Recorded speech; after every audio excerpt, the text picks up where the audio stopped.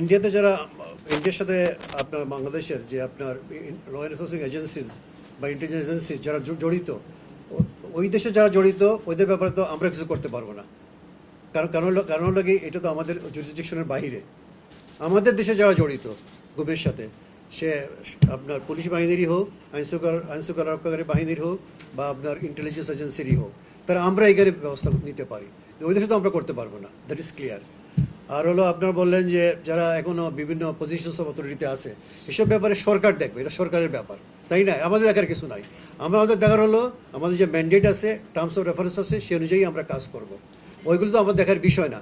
এর কারা আগে যারা গুমের সাথে জড়িত ছিল তারা এখনও পজিশনস অফ অথরিটিতে আছে, বা আপনার বিভিন্ন আপনার পদবিতে আছে বা ক্ষমতায় আছে, তাদেরকে কী করবে বা কী করবে না, সেটা সরকারের ব্যাপার, সেটা আমাদের কোনো ব্যাপার না। That is none of our business.